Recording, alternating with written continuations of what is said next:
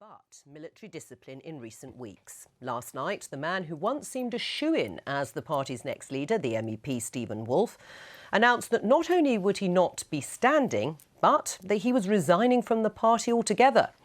Mr Woolfe, who spent days in hospital after an altercation with a fellow MEP, said the party is now trapped in a death spiral. Stephen Woolfe said his altercation with fellow MEP Mike Hookham at the European Parliament in Strasbourg had left him exhausted and emotionally drained. Describing the incident, Mr Woolfe said he asked Mr Hookham to leave a heated meeting of UKIP MEPs for a man-to-man chat, which he never intended to become physical. Mr Woolfe then maintains that Mike Hookham rushed at him and there was a blow in the face. Mr Hookham has consistently denied assaulting Mr Woolfe, saying there were no punches thrown and he acted to defend himself. Responding to Mr Woolfe's resignation, Mr Hookham said Stephen Woolfe's career had effectively ended once he showed disloyalty to the UKIP party when he held talks to join the Tories. Mr Woolfe may be out of the running, but the party's ruling body, its NEC, says a new leader will be in place by the 28th of November. Nominations open today and will close on the 31st of October. There'll be a series of hustings in the first 2 weeks of November. So who is likely to be in the running? Well, UKIP MEP Bill Etheridge is standing, as is former Nigel Farage aide Raheem Kassam. And former London mayoral candidate Peter Whittle has also announced his intention to run. But what about potential frontrunners, Suzanne Evans and Deputy Leader Paul Nuttall? Well, so far, neither have put their hat in the ring. But expect announcements from them and others in the next week.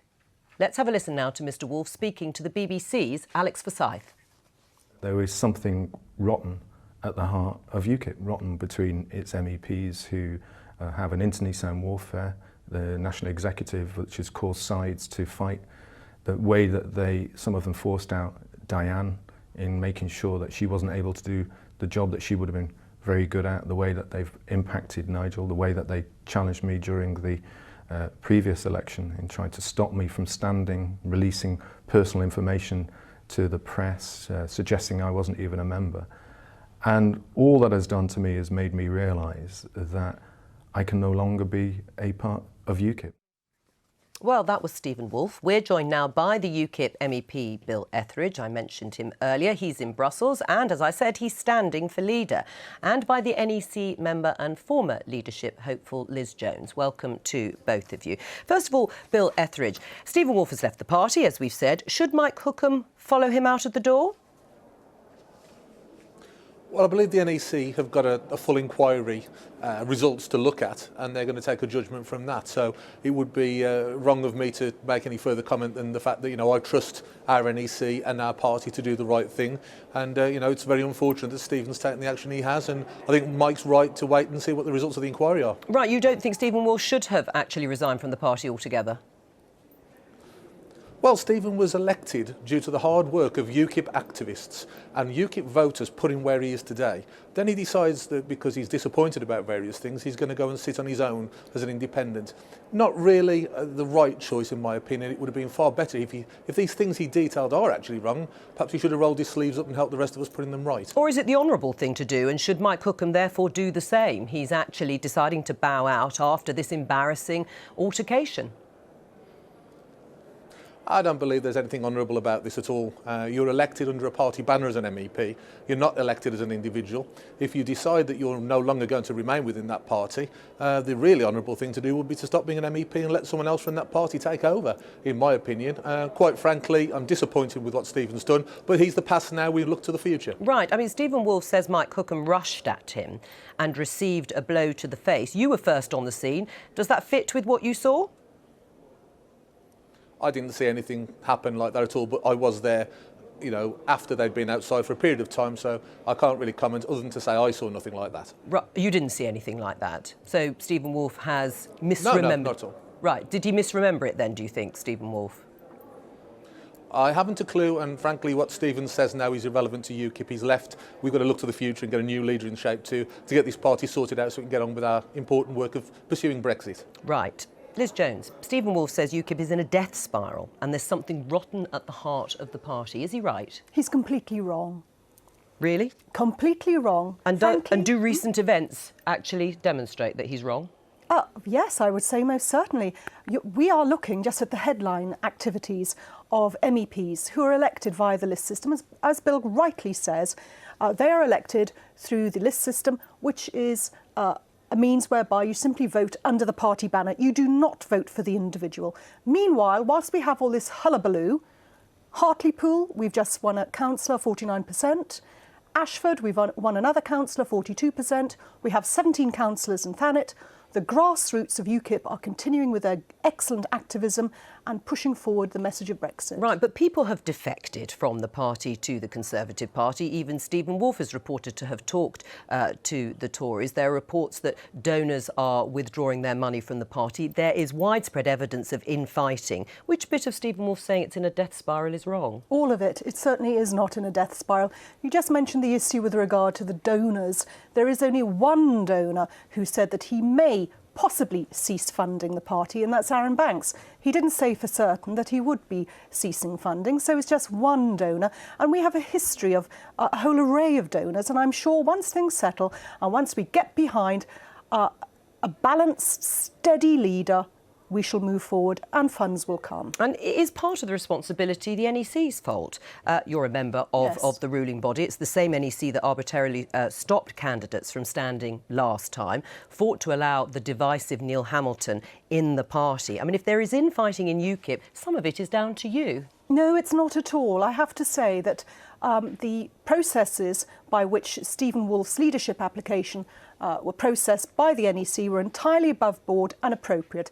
Let us not forget that he had not revealed a criminal conviction when he entered into the Police and Crime Commissioners' elections. He had not revealed that to us. He had not revealed that to the Electoral Commission. Right. That causes Is that why you stopped him then? Not because he got his papers in late? It's an accumulative effect. So we had the issue of not disclosing a criminal conviction. Then we have the issue of the late paperwork. Then we have the issue of the somewhat tired and emotional incident on his birthday when he was 49. Of course, that happened between him and Mike Hookham, and we will probably never find out what really happened. It sounds personal. It could well be personal. I really don't know what the relationship is between Mike and... No, I meant between you, the NEC, and Stephen Wolfe. I wouldn't say it's personal, not at all, but due process has to be maintained, order has to be maintained, and rules have to be followed. Right. Because all rules have to apply to every single member equally. Whether you're grassroots or an MEP, the same rules will apply equally. Right, and you say it needs a strong, steady leader. Can it really function, this party, without Nigel Farage? Of course it can. It functioned before without Nigel Farage. It will function again. Well, except, of course, there are some in the party that say it's not functioning at the moment. I know he is there as interim leader. Do you agree, Bill Etheridge? Does it need Nigel Farage, really? Is he the only person that can lead the party? No, of course he isn't.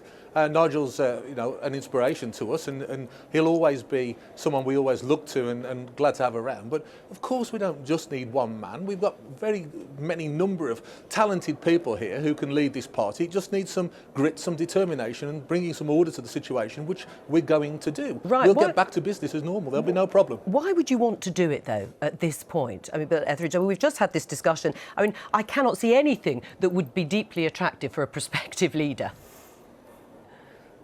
Well, the reason I want to do it is because I believe in this party and I believe in what we can bring to the people of our country. And frankly, if it's allowed to drift, then we may well get into a situation where things start going badly wrong. So it's time to get a grip of the situation. And I think, one of my skills that I can bring to it is the fact I'm a pretty tough nut.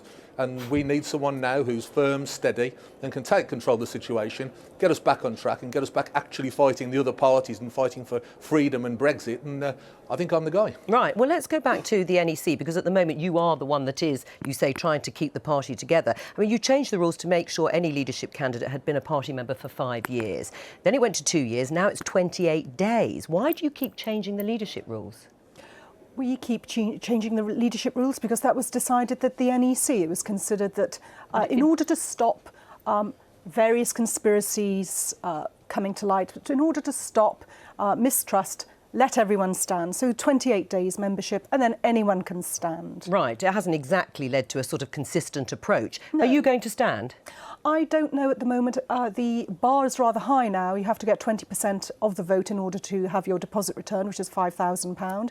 you have to pay an immediate administration fee of £500, and then you have to pay a further fee of £1,000 in order So too expensive for you? It was maybe not too expensive. It's cost-benefit analysis. Will I recover? Will I get more than 20%? Probably unlikely. So cost-benefit analysis. Bill Etheridge, you're laughing there. What are you laughing at? Well, I think it is rather expensive, you know, and I like the way that Liz puts these things. She's got a certain turn of phrase, but you know, frankly, you know, it's worth it for the party's sake. And I think that Liz is a good person. I really would like to think she'd vote for me, actually, but I know I'm being cheeky there. But you know, the main thing is we get this sorted as soon as possible. Well, will you vote for him? If you don't stand, it doesn't sound like you're minded to at the moment. Will you vote for Bill? I will reserve judgment on that until I know who the full slate. Because are you holding out for Suzanne Evans and Paul Nuttall? I don't know who else is going to come out of the woodwork. Would you like those two to stand? Of course, we'd like as many people to stand as possible. Right. And would you, Bill Etheridge, like to see Suzanne Evans and Paul Nuttall stand? Oh, absolutely, absolutely. We want the best field of candidates possible, and I think it's time that a few things were settled and we got on with business as usual afterwards. So yeah, bring them all on. Let's have a good settle good the scores. Settle the scores peacefully, perhaps in the future. But yes, good luck to you. Thank you. Always. Thank you for coming in. You didn't frankly have the balls to put country before party.